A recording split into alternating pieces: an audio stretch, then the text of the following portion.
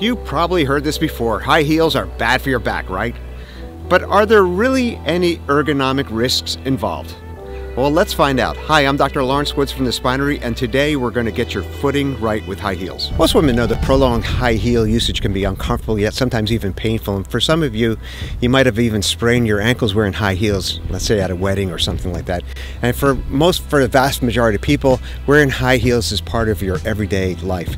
In fact, according to the American Podiatric Association, they found that 72% of women wear high heel shoes and 39% wear high heel shoes on a regular basis. Considering how common high heels are, many of you out there are unfamiliar with the ergonomic risks that are related to wearing them. And these risks can be exacerbated even more so today, since workplaces are trending more towards standing work desk. And we've spoken a lot about this in previous videos. Frequent complaints for wearing high heels are recurrent leg and lower back pain, and this may be related to the fact that when you wear high heels, you decrease your low back or lumbar curve. So let's look at the research on this subject. According to the American Medical Podiatric Association, here are the associated risks from wearing high heels.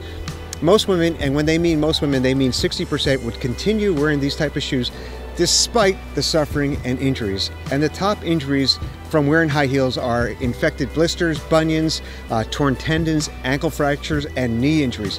10% of the women conducted in the study had to receive some sort of medical attention.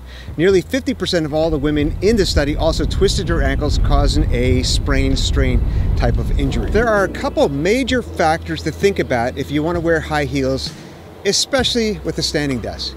When you're standing, there's much more strain on the lower extremities when wearing heels. And I want you to think about this because, again, when you stand, you lose your lumbar curve when you're wearing high heels. And this will probably affect the worker's compliance with using a standing desk, because the thing is, the mere fact is, if they feel uncomfortable in the low back as a direct result of standing, they would be, chances are they'd be less inclined to use these standing desks.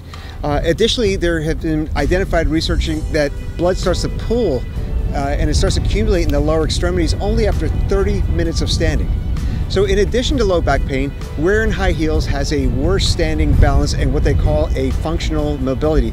Again, I'm just using these terms, but AKA like reaching for something like your double espresso macchiato while standing, you could lose your balance in high heels. Okay, to summarize, there are significant facts that continued standing in high heels brings considerable ergonomic risks.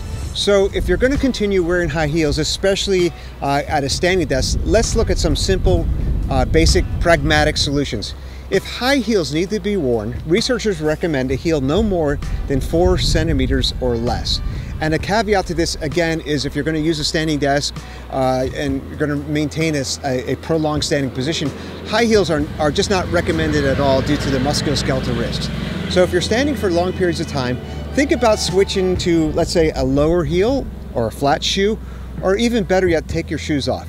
And this will improve your balance, your functional mobility. You'll feel better, you'll be engaged in your core muscles, and you'll thank me for it.